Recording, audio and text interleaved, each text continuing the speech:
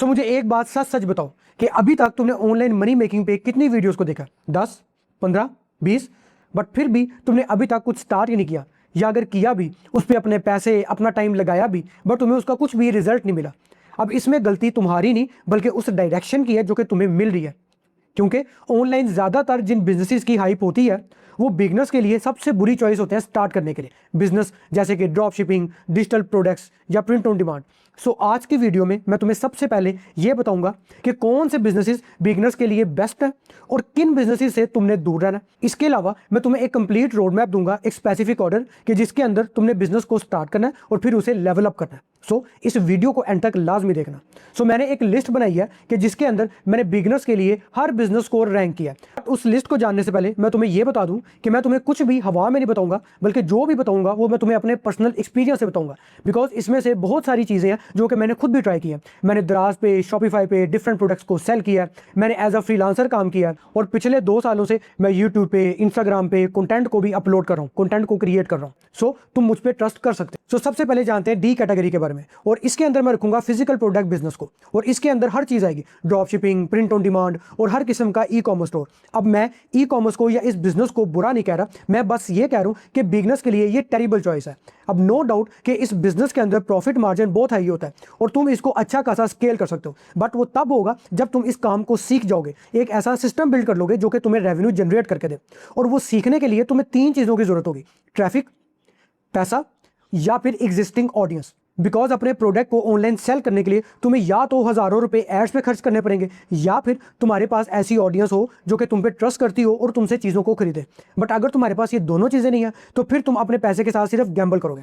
और इसके अलावा तुम्हें और भी बहुत चीज़ों का एक्सपीरियंस होना चाहिए। तुम्हें सप्लायर्स के बारे में पता होना चाहिए, तुम्हें लॉजिस्टिक्स के बारे में पता होना चाहिए, तुम्हें रिटर्न ऑर्डर्स के बारे में पता होना चाहिए। इसीलिए जो ये बिजनेस है ये बिगनर्स के लिए बिल्कुल भी नहीं है, क्योंकि ये एक कॉम्प्लेक्स बिजनेस है कि जिसके लिए तुम्हें इनिशियल लेवल के ऊपर काफ़ी ज़्यादा कैपिटल की जरूरत होती है।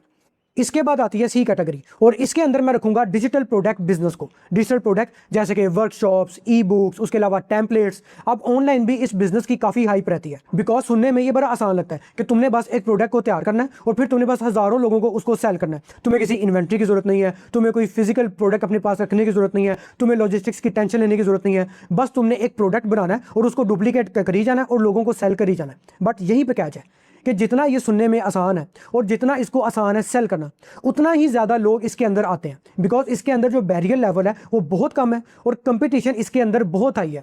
तुम जब अपना एक टेम्पलेट बना के सेल करने जाते हो तो तुम 5 लोगों से कंपीट नहीं कर रहे होते, बल्कि तुम हज़ारों लोगों से कंपीट कर रहे हो। तो उन लोगों के अंदर वो क्रिएटर्स भी होते हैं कि जिनके पास ऑलरेडी ऐसी ऑडियंस होती है जो कि उन पर ट्रस्ट कर रही होती है, उनसे खरीद रही होती है।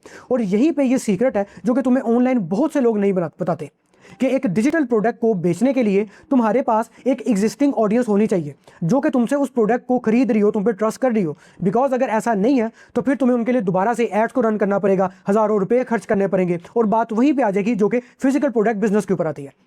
ये जो डिजिटल प्रोडक्ट का बिजनेस है ये बिगनर्स के लिए स्टार्टिंग पॉइंट नहीं है, बल्कि ये एक एवोल्यूशन है कि सबसे पहले तुम अपना किसी चीज़ में एक्सपीरियंस बिल्ड करो, अपनी ऑडियंस को क्रिएट करो और फिर उन्हें तुम ये डिजिटल प्रोडक्ट को सेल करो। इसके बाद आती है बी कैटेगरी, और इसके अंदर मैं रखूंगा कंटेंट क्रिएशन को। हर किस्म का कंटेंट, चाहे तुम यूट्यूब पे बना रहे हो, इंस्टाग्राम पे बना रहे हो या टिकटॉक पे बना रहे हो। बिकॉज जब तुम एक कंटेंट को क्रिएट कर रहे होते हो तो तुम अपनी ऑडियंस को बना रहे होते हो और उस ऑडियंस से तुम मल्टीपल इनकम स्ट्रीम्स को जनरेट कर सकते हो। उसके अंदर ब्रांड डील्स आती हैं, एड रेवेन्यू आता है, उसके अलावा मेंबरशिप्स आती हैं, कम्युनिटीज़ आती हैं, या फिर तुम अपनी ऑडियंस को डिजिटल प्रोडक्ट सेल कर सकते हो। इसके अलावा तुम कंटेंट क्रिएशन से पर्सनली भी काफ़ी कुछ सीखते हो, तुम्हारा कम्युनिकेशन बेहतर होता है। इसके अलावा तुम ऑडियंस की साइकोलॉजी के बारे में सीखते हो, तुम्हारे अंदर एक डिसिप्लिन बिल्ड होता है रेगुलरली कंटेंट को बनाने का, और ये तमाम चीज़ें तुम्हें लॉन्ग टर्म में काफ़ी कुछ रिवॉर्ड करती हैं।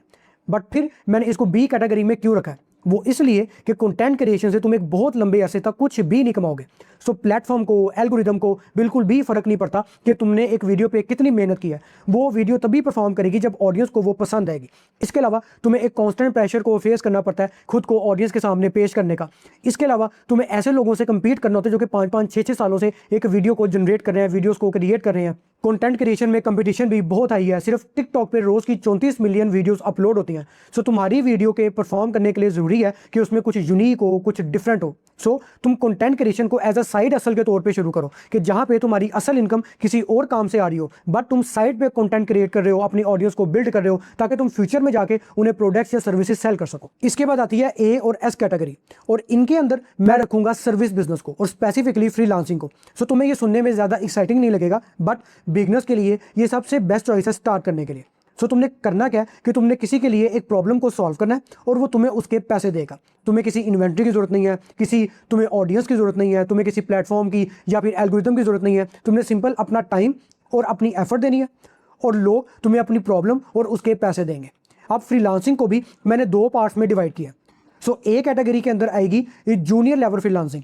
इसके अंदर वो तमाम जॉब्स होंगी कि जिनके लिए तुम्हें कोई सालों का एक्सपीरियंस नहीं चाहिए होता। जॉब जैसे virtual assistant, social media management, उसके अलावा चैट सपोर्ट या फिर ईमेल मैनेजमेंट। अब आई नो कि तुम सोच रहे होगे कि भाई क्या बिजनेसेस इसके लिए पैसे पे करते हैं?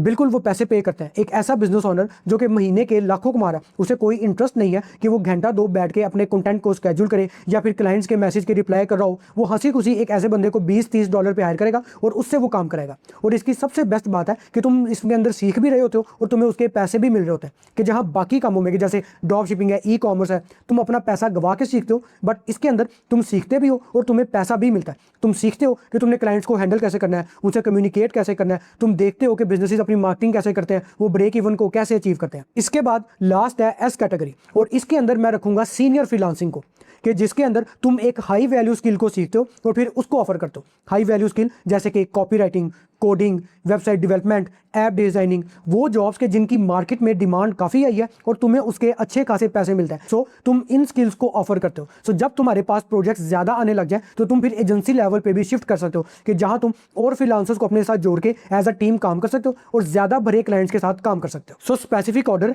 कि जिसके अंदर तुमने अब स्टार्ट करना है। तो सबसे पहले तुम as a junior freelancer start करोगे, कि जब तुम्हारे पास जीरो एक्सपीरियंस होगा और जीरो तुम्हारे पास इनकम होगी, तुम क्लाइंट्स को लोगे, उनके साथ काम करोगे और अपनी सॉफ्ट स्किल्स को बिल्ड करोगे। इसके बाद तुम स्विच क्या कर जाओगे सीनियर फ्रीलांसिंग के ऊपर, कि जहां पे तुम किसी भी एक हाई वैल्यू स्किल को सीखोगे, उसको ऑफर करोगे, अपनी रेट्स को इंक्रीज करोगे और क्लाइंट के साथ लॉन्ग टर्म बेसिस पे काम करोगे। और अब तक जब तुम्हारे पास एक अच्छा खासा एक्सपीरियंस बिल्ड हो जाएगा तो फिर तुम आओगे कंटेंट क्रिएशन में, और जो भी तुमने अपनी ये जूनियर और सीनियर फ्रीलांसिंग से सीखा होगा उसको तुम लोगों को बताओगे, लोगों से अपने एक्सपीरियंस को शेयर करोगे। और जब तुम्हारे पास एक अच्छी खासी ऑडियंस बिल्ड हो जाए जो कि तुम पे ट्रस्ट करे, तो फिर तुम अपना एक डिजिटल प्रोडक्ट को लॉन्च करोगे। तुम कोई कोर्स हो सकता है, कोई टेम्पलेट हो सकता है या कोई गाइड हो सकती है। और अब तक जब तुम्हारे पास अच्छा खासा पैसा भी आ जाएगा, तुम्हारे पास ऑडियंस भी होगी और तुम्हारे पास एक्सपीरियंस भी होगा, तो अब तुम चाहो तो अपनी एक एजेंसी स्टार्ट कर सकते हो या फिर किसी फिजिकल प्रोडक्ट को लॉन्च कर सकते हो। अब भाई नो कि तुम में से बहुत से लोग इस वीडियो पे आए होंगे कि भाई मैं उन्हें कोई ऐसी जादुई चीज बता दूं जो कि उनकी जिंदगी को बदल के रख दे, बट ऐसा कुछ भी नहीं है। ऑनलाइन जिन बिजनेसेस की ज्यादा हाइप होती है वो असल में उतने बेनिफिट नहीं होते बिगनर्स के लिए। सो तुम्हें जो मैंने रोड मैप बताया, इस रोड मैप को फॉलो करो कंसिस्टेंसी के साथ और अपनी 100% एफर्ट को पुट करो। और इस वीडियो को अपने उस दोस्तों के साथ भी शेयर करो कि जिन्होंने तुम्हारी तरह डिफरेंट बिजनेस को ट्राई किया बट उन्हें अभी तक किसी में भी कामयाबी नहीं मिली। और अगर तुम जानना चाहते हो कि कैसे तुम एआई को यूज करते हुए एज अ मिडल मैन महीने का $1000 कमा सकते हो, तो फिर उसके लिए मेरी इस वीडियो को देखो।